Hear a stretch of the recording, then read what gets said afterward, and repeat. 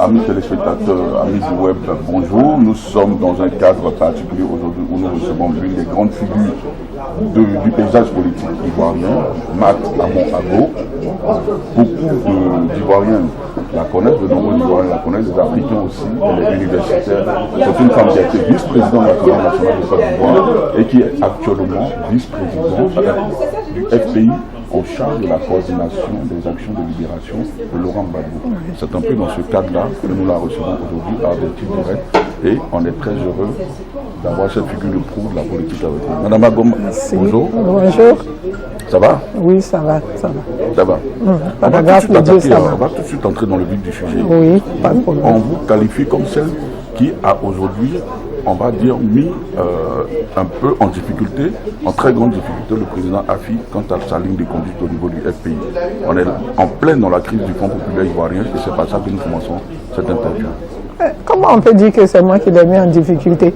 Puisque c'est lui qui s'est déchargé sur moi du problème de libération de Laurent Gbagbo. C'est la convention qui avait décidé que la libération de Laurent Gbagbo soit la priorité, sinon le seul programme du FPI. Et bon, il a créé au secrétariat général une section pour s'occuper de cette libération. Et il m'a nommé. Donc, en quoi moi je l'ai mis en difficulté? Mais aujourd'hui, on est sorti d'une conférence hier à Paris où vous vous êtes exprimé largement. Revenons un peu sur ce que vous avez dit hier et quel est le véritable problème aujourd'hui au FPI? Le problème au FPI, avant que mon mari ne décède le 1er décembre, c'était qu'on allait au Congrès. Et on allait au Congrès, c'était une décision qui avait été prise après la première crise de juillet, après le remaniement, si on peut l'appeler ainsi, du secrétariat général fait par Afi N'Guessan, dans lequel moi-même il m'avait rétrogradé. Voilà, vous souvenez, il m'avait rétrogradé, mais ça fait des remue.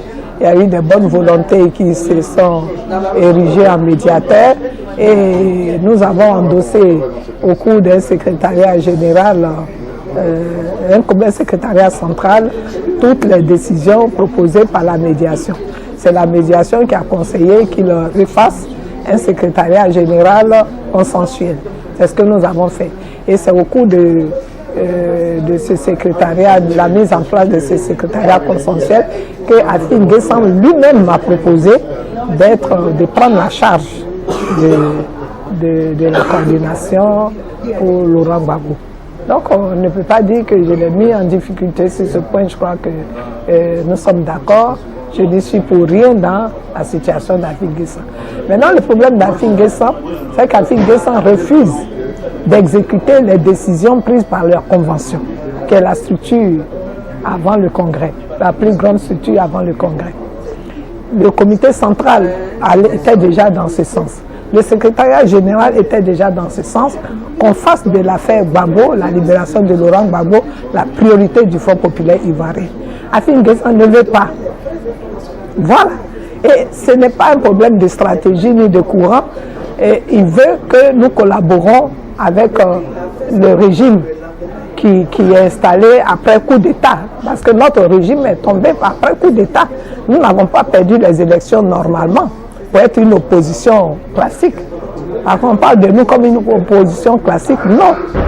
Laurent Gbagbo a été bel et bien élu président de la Côte d'Ivoire selon la Constitution, selon la décision du Conseil constitutionnel et investi en belle et due forme, conformément aux lois de la Côte d'Ivoire.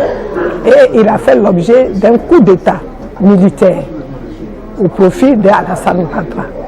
Donc voilà. Et le Front populaire ivoirien, le statut est là, j'ai lu hier, qui rassemble, qui est un parti politique qui rassemble les hommes et les femmes épris de justice et de liberté, qui combattent toute domination à l'intérieur de la Côte d'Ivoire et contre la Côte d'Ivoire. Voilà ce que c'est que le Front populaire ivoirien. Voici ce que disent nos statuts. Alors quand tu demandes à un parti de ce genre d'aller collaborer avec un pouvoir qui le domine, qui l'a dominé par la force, mais peut-être que c'est une stratégie aussi pour non. Comment, quelle stratégie? La stratégie ne peut pas. C'est un choix fondamental. Quand quelqu'un vient te faire la guerre, qui t'a vaincu militairement, soit tu signes la reddition, tu te soumets, soit tu fais la résistance. C'est ce que la France a fait.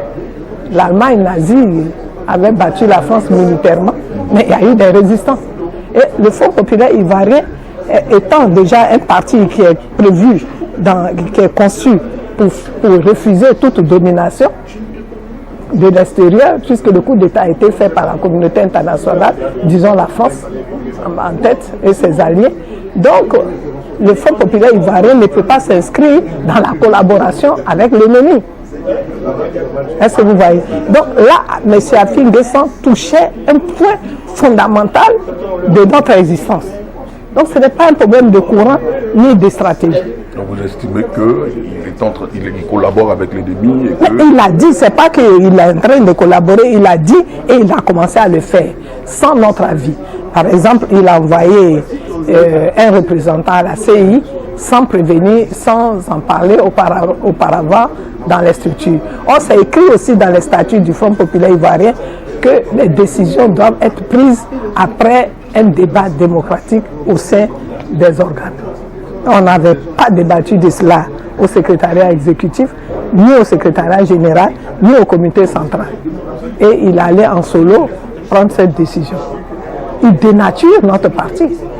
Nous avons pour vocation de démocratiser la Côte d'Ivoire. Le Front populaire ivoirien est le père du multipartisme, de tout le combat que Laurent Gbagbo a mené sans compromission pour qu'on reste un parti debout. Et aujourd'hui, lui, il veut faire de ce parti autre chose que ce pourquoi il a été créé. D'accord. Et en l'absence de son fondateur, président, qui justement, à cause de cet objet, cet idéal-là, est en prison. Parce que si c'était pour accepter la domination, l'arbitraire, Laurent Gbagbo aurait pu ne pas aller en prison. Il a gagné les élections.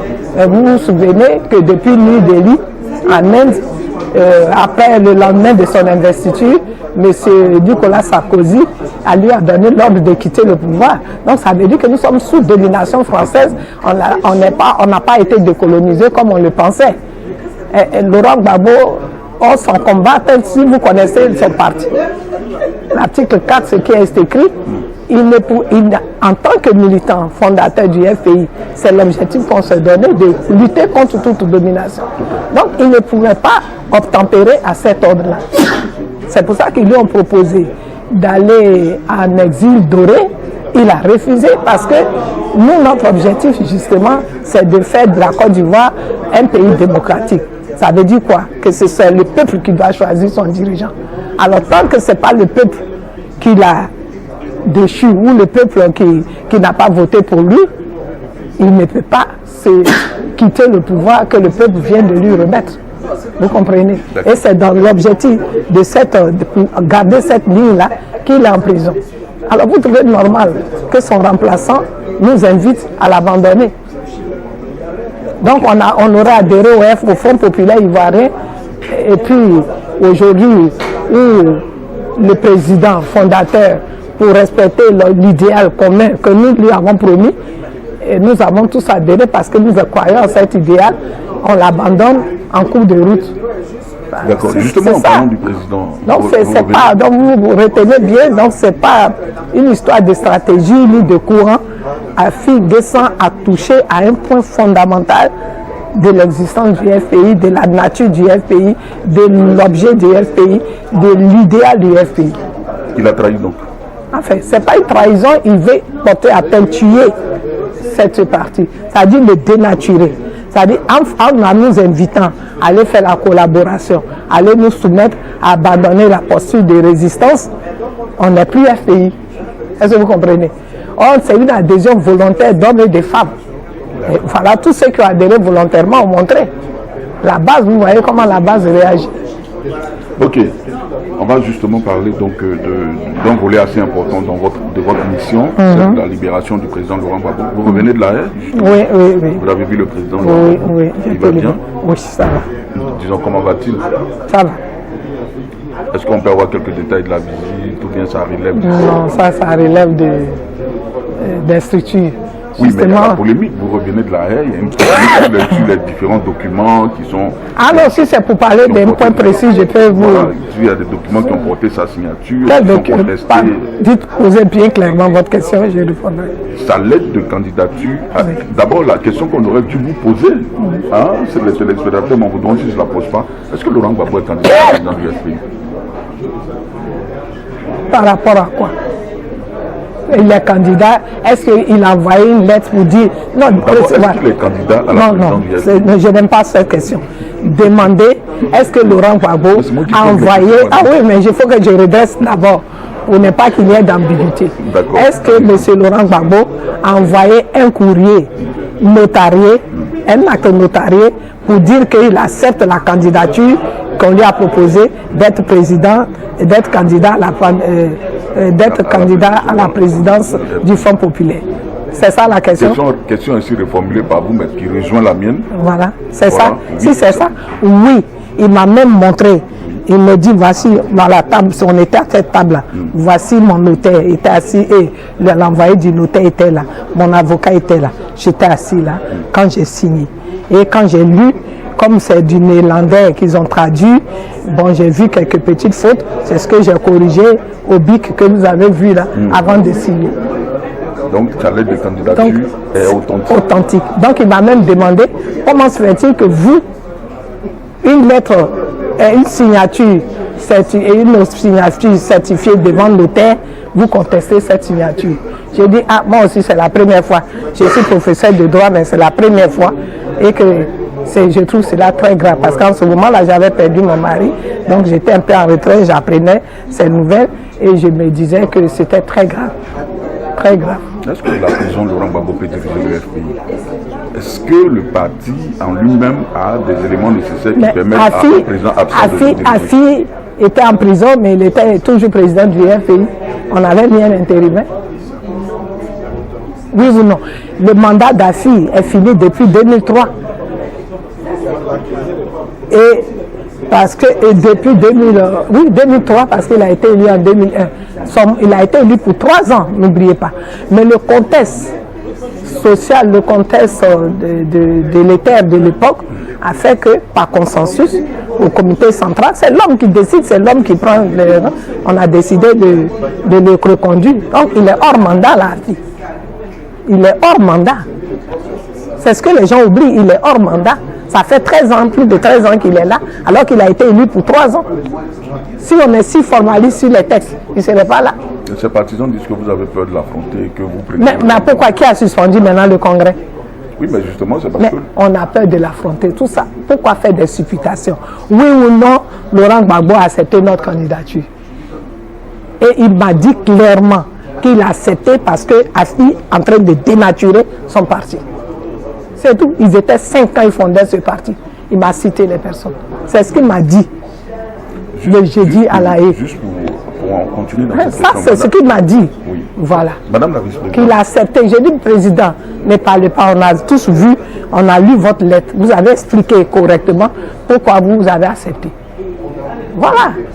Nous sommes avec Madame Amou Agoma, députée.